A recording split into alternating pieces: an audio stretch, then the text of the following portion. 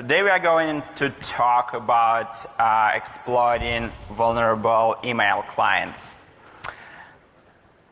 My name is Ilya Nesterov, and I'm working in a company, Shape Security, as a security researcher, and most of my time you can find me whether breaking different things or working on something that will eventually break things. My name is Max Goncharov. I'm working also for the Shape Security. I'm a security researcher with some kind of historical thing because I was presenting for Black Hat before, and I made different researches around the cyber underground, vulnerable research, and botnets research. And today we're going to talk about a really interesting thing. And thank you that you are coming here, still coming. So we will just go further. You know that you can have problems actually with your email address and email account in different ways. Like in most cases, you have problems when your account is stolen. But how basically account is stolen usually in case we're talking about the email address? So one of the most common things, like your account is stolen because you was trying to log into somewhere. And basically the login page was, instead of the real login page, was a phishing page. It's one of the options. Another option, like the botnet, can overtake your access credentials or keystrokes, and you will lose your account. There are some other ways, but we can talk about today a really special way how you can lose access to your account. And I give you just a simple example. So for example, you are talking about the company you are starting working, and your employee giving you the laptop, which is configured to use the email account, and they also give you access credentials. Of course, you're trying to use these access credentials as entry to your email account from your private device as well. So you're taking your access credentials, you open, for example, your iOS or Android device, put this access credentials in the just simple mail app, and start using your account. But after some time, you figure out this account is stolen. So for example, sysadmin of the company call you and say, hey, we found out that the recent leak of the certain million of email accounts found somewhere in underground, in your account is also over there. So what's the deal? And in this case, maybe your account was stolen because of the protocol called Autodiscover. So this protocol actually was introduced by Microsoft in 2006. 2006, Microsoft announced this protocol as a way to make life easier for the users. And they announced that this protocol will be released with a product called Microsoft Office 2007. And actually in 2008, Microsoft released also the document how this Autodiscover protocol really working. So the document released at the time was with the version 0.1, and up till now they released several, dozen of documents describing this protocol. In 2009, Mozilla followed Microsoft and released the similar protocol to make life easier of the email user. And this protocol is like an autoconfig protocol. It's called some kind of similar. And it's also widely used in Thunderbird nowadays. In 2010, Microsoft released additional, let's say next generation of the Autodiscover protocol, which support communication for Office documents and Office applications, including the Skype. And this protocol called a link or link server.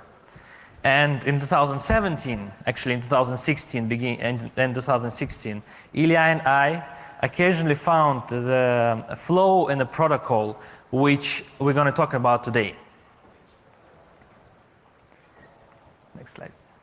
So what is Autodiscover and how it really works? So it's really easy basically. So imagine that you have an email account and password, and you need to add this email account, account with the password to your mail client, let's say on the iOS device.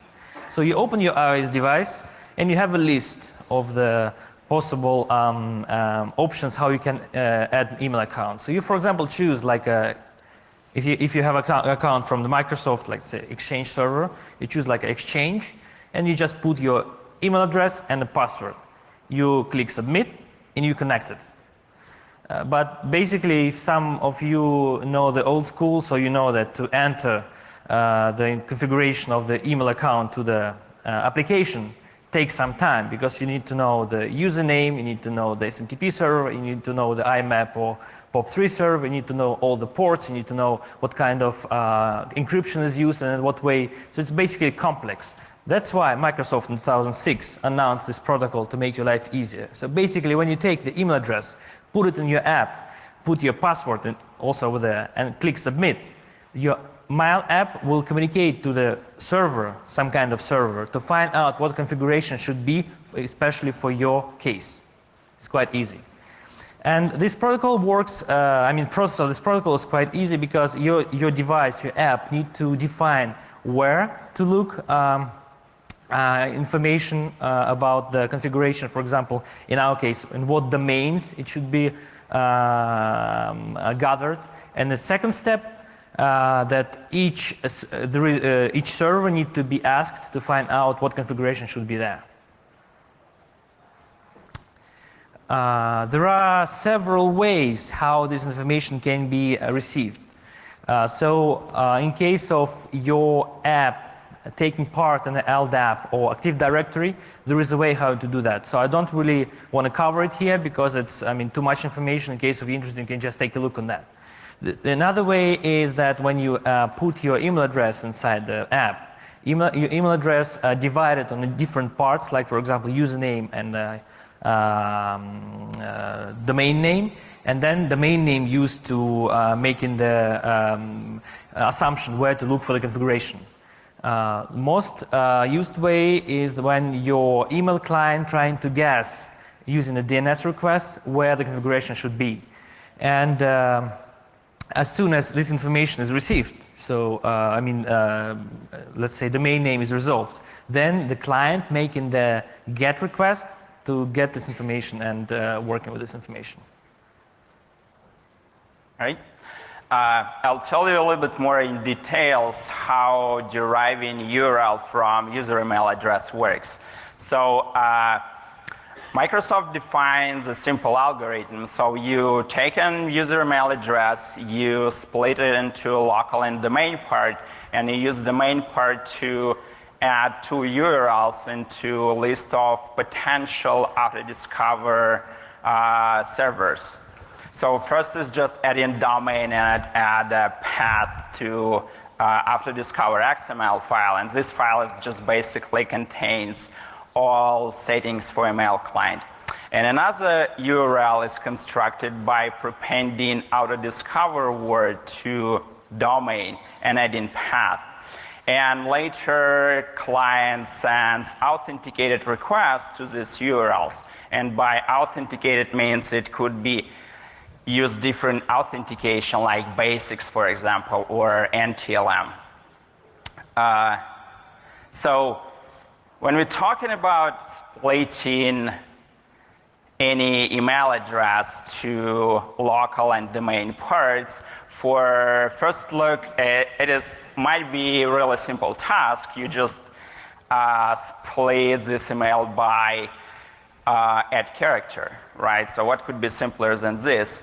But actually, there is multiple RFCs that define what is an email address, what characters allowed in email address, and it could be really complicated because later there have been added lots of support for Unicode characters, and situation when you have email address that looks the same, it could be valid and invalid at the same time, like an example here on the slide, right? So you may have an email address with two add characters, but it is invalid unless you include local part in double quotes. So we actually saw and thinking about if this email address or any email address is used to derive URLs of potential auto-discover servers, and dealing and splitting email addresses could be a really complicated task. It's actually, as any complicated thing, it is good point of failure. So we decided to take a list of different valid and invalid addresses and take a few mobile device implementing mail clients and implementing AutoDiscover client as a part of email, and just test them whether they did this implementation correct or not. And so since in many cases, I would say even in most cases except for Android, we cannot get an access to a source code just to review it, we just build a simple test stand where we have a device and we observing network traffic and looking into network traffic to understand where clients trying to connect and whether it's trying to connect to some URLs where it should not ever try to connect. And this is what we found. So usually when you make the research, you stumble sometimes on things you don't really know and trying to dig a bit deeper. So the idea of this research we received from our previous research about the WPAD. So I presented this research on the Black Hat US last year. So, and this research is all about the domain collision.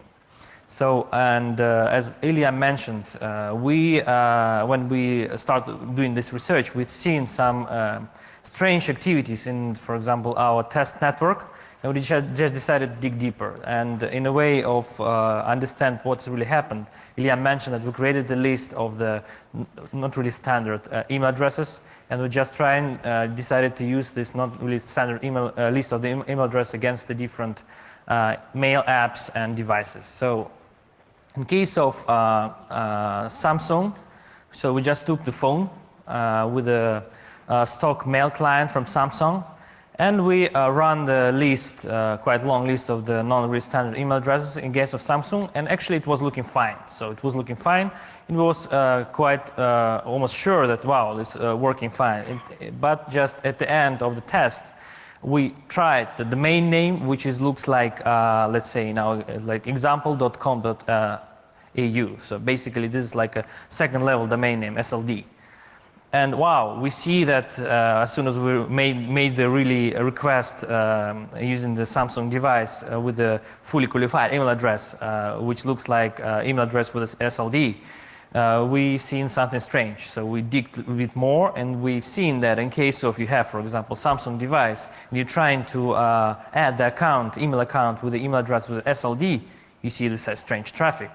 And on the slide you can see here, so Samsung device was making actually 2 requests, and we've seen just one request. It looks really okay, because like AutoDiscover prefix was added to the fully qualified domain name derived from the email address.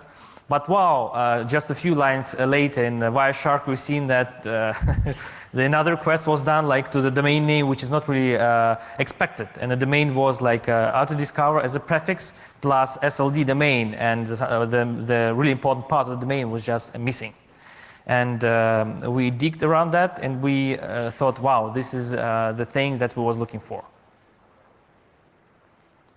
Also, when I was testing the different devices, we also used iOS device with a stock client. And when we used the stock client from iOS device, basically entire list was fine until we reached the email address, which was really misspelled. So in this email address, instead of the dot in the second part of the email, it was @ again. So when 2 @ was used at the email address, iOS device also showed us really strange behavior, and this behavior was let's see on the slide that this behavior was like Apple device was just taking a domain name in the proper way, and then somehow split this domain name on 2 parts, and only like right part was taken with the AutoDiscover prefix, and then iOS device made the request. Yeah, I just want to point out that this vulnerability been recently fixed just a few days ago. Apple released an iOS 10.3 which contains fix for this. And we forgot to mention that Samsung announced fix for their vulnerability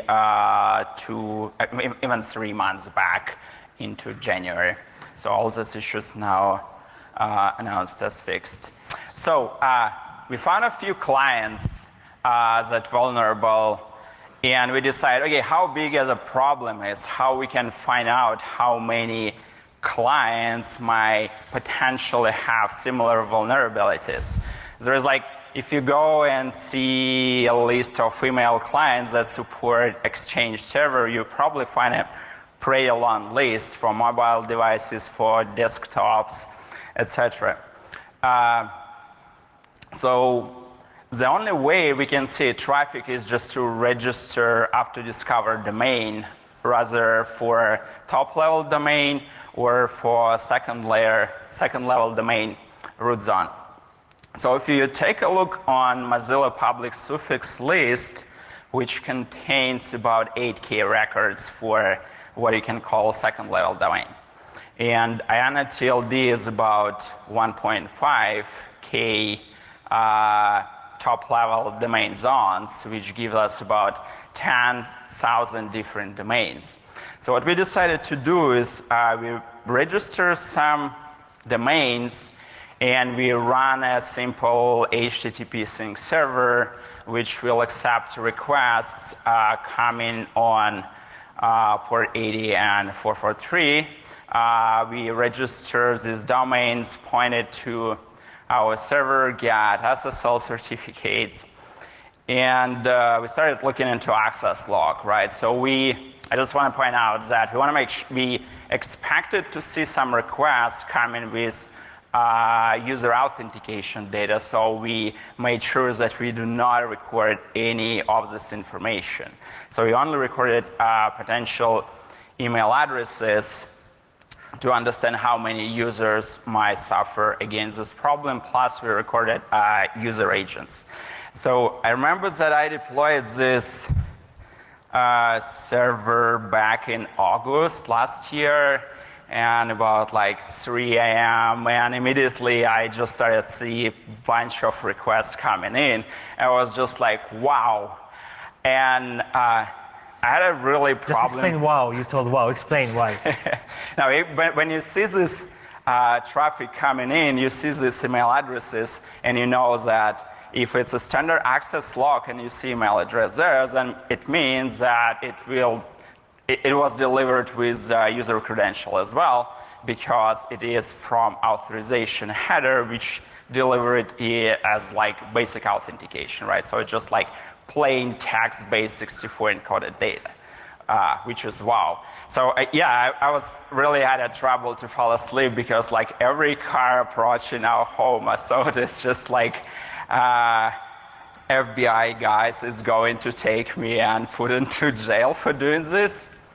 Just like to highlight this. So remember I told you that you put your email address and the password inside the mail client and you click submit.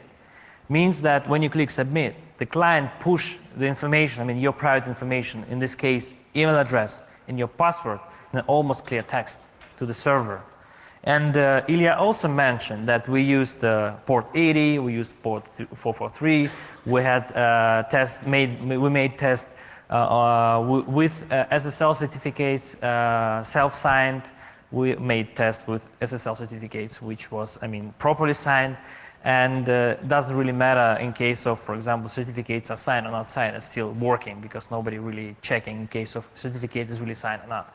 And another thing is really important that, Ilya trying, to make a thing more, smoother, but I would like to say in a more harder way. So we've seen clear text passwords. Really, that's why he cannot really get sleep. And in the morning, he called me like, 7 o'clock in the morning saying that, hey, we're in trouble, we've seen the clear text password, we need to do with this something. So because of that, this is a really huge issue, and because of that issue, we spend a lot of time just to figure out what's really happening with that. Yeah, I have to work a lot with vendors to make sure that they really understand how big is the problem and fix it. Yeah, and because of that, you've seen before that Apple and Samsung, they released both the CVEs on time, and it was really collaborative with us to fix this problem. We have spent about 7 months, in full speed on this project, and during this 7 months, we registered 26 domain names, not like at once. We do it like step by step because we was trying to predict where we will receive more traffic and where the traffic will be more interesting for us. So 26 domain names during the 6 months registered. So during the 6 months, even though we was registering domain names not like at once, but one by one, we received up till last week when we finalized our statistics, like 13 million requests. So like 13 million requests was sent to our infrastructure with private information about the people who was using the mail clients. Out of these 13 million requests, we've seen 9 million requests with login and passwords. The domain names, login and passwords. And out of this 9 million, we've seen like 220,000 unique login and passwords from these 26 domain names we predicted to have registered. And different versions of the mail clients. So we collected uniquely like 2,500 unique mail clients. So in case of it's like we're saying like 2,473 means that it's also different versions maybe from the same mail client. So it's just this digit just to show you what diversity we had on our infrastructure. Yeah, so we have more information about this research in our papers that will be published today. So go and check out Black Hat website. After 6 p.m. they'll publish white papers that contains more information about these data sets and the graphs. And actually, I want to talk about graphs a little bit more because after January, when Samsung released their patch, we see that trends of all this traffic is really going down now. So what we can, let's get back. What we can do and what are the possible mitigations here? So first of all, for users, when you're using software like mail clients, which you might not know what's underneath, which might happen to use this Auto-Discover protocol, please use recommended versions by vendor. So in case of Microsoft and Exchange server, I better use what they recommend, or otherwise, if you're using any third-party clients that support Exchange servers, you better test in a different way like we did to make sure that your credentials won't be leaking anywhere. For developers and enterprise, I would suggest to use and follow best practices from Microsoft. This is protocols that they developed. They have lots of documentation how properly use it, and yeah, please follow this. We also wanted to put some suggestion for IANA/ICANN to ban registry of new Auto-Discover protocols, so people won't abuse vulnerabilities that we are talking. But it might not realistically happen. It's working quite good sometimes. So last year, as I told, I presented another presentation on the Black Hat US called Bad WPAT. And this presentation was also about domain collision, but not about the mail clients, but about the proxy settings configuration and propagation of this inside and outside the network. So, and I've worked with the ICANN and informed them about some of the domain names we need to be blocked or addressed somehow.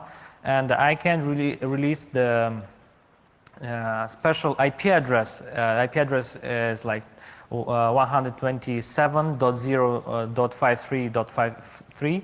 This is the domain name used nowadays for domain collision. So in case of you ping some of the IP addresses and you see this, some of the domain names and you see such an IP address, this means that I can address this IP address, this domain name to the problem of domain collision. It's really good. So we also trying to work now with ICANN about this domain collision, and we hope that at least the new TLDs, new top-level domain names, which will be released in the future, will be under this ban, so nobody can register autodiscover.tld or autodiscover.sld in the future. And the conclusion of this presentation. So actually, as researchers, we had a lot of fun because when you find such a vulnerability, because we always trying to dig really deep, but this actually vulnerability was really easy to find, and we was so surprised that nobody else before us found that and released this information about this vulnerability. So for us, it's really important to highlight here that when you develop something, or in case of your network admin, you have different types of tools to analyze the traffic. So the easiest way, in case of your network admin and you have access to DNS server or DNS cache server, you can always check where your clients, in case of a big organization, trying to log in or go. So, and I've seen on some forums, maybe like 4 or 5 years ago, people was mentioning that why my clients spamming this really strange auto-discover domain, because it's really strange, you don't know what really happened, but nobody really dig on that. So from us as researchers to you as the researchers as well, I really advise to look and dig, sometimes deep, sometimes not, and sometimes really easy to find the vulnerability like that. And of course, it's nobody perfect, because this vulnerability, what we found for this iOS and Samsung devices, and we're still looking into this problem, because most probably some other vendors is also involved, and we will try to make another presentation later. So this means that nobody's perfect, and it doesn't mean in case of we highlighted here like Apple or Samsung got a problem. Believe me that other vendors will be mentioned later on in this auto-discover vulnerability. We have something to show you. So basically, we can show you the live log of the 26 auto-discover domain names. And as Ilya mentioned before, I just want to state it once again. So we don't save any private information on our servers. We clean the passwords completely, we don't save it, and we hash the email addresses. So here, for example, we just replace the email addresses which we hash, and we just the email address like, I don't know, see like xxx@xxx.xxx. So you see the traffic now is not quite high, because Apple and Samsung, they released the patches, and the traffic gone a bit lower, but it's still, we see the request. Which is good, so, by the way. yeah. Say it again? Which is good.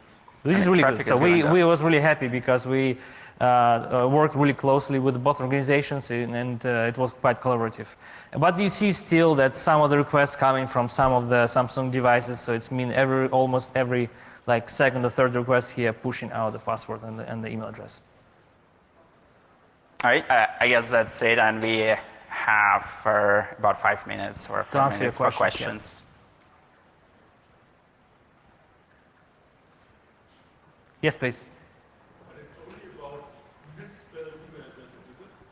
Not only about the misspelled email address, because the email address from Samsung was a fully qualified email address.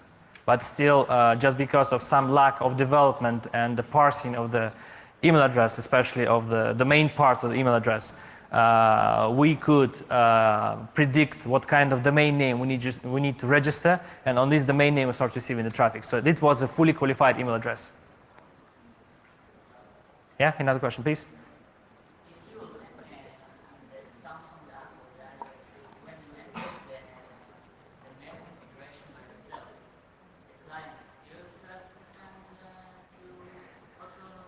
So the question is, in case of you have you doing like in the old school mode, and you know what is SMTP and IMAP, and how what does mean port and SSL connection. So does it mean that in case of somebody trying to do it like an old school way mode, that the auto-discover protocol will be involved? No, in that case, auto-discover protocol won't be involved, because request will be done, I mean, in the old school way. So you will just try to make a usual connection to the server. Any more questions? Yes, please. So you announced it Black Hat in August. It took 6 months to fix. So was there communication error? So we was quite busy with other projects. So we identified this issue like in August, but really we put our hands on that. I think it was like... It was November when we December, started talking with vendors. So we had it in our pocket, and we was like really keen to talk on that. And when we really start doing that, we was really shocked. Yeah. Any more questions? So I have like another question I always ask about this project, also from the organizations who was communicating. So people also asking, who owns the domain names which we don't own, but somebody else who can also receive the traffic. So we also made research around that. And basically, almost nobody owns domain names which can receive traffic like that. So we was lucky to own these domain names what we own now. But still, this issue need to be researched more, because some of the domain names which can receive traffic like that, they are registered by other people, but they don't really hold any infrastructure on that domain name and IP address. But it also can be that in case of you access domain name or IP address from the certain network space, you don't see any communication. But maybe people also filter it by the firewalls, and maybe they can target only certain IP spaces or organizations to send the traffic to these domain names. Any more questions? Thank you so much. Thank you.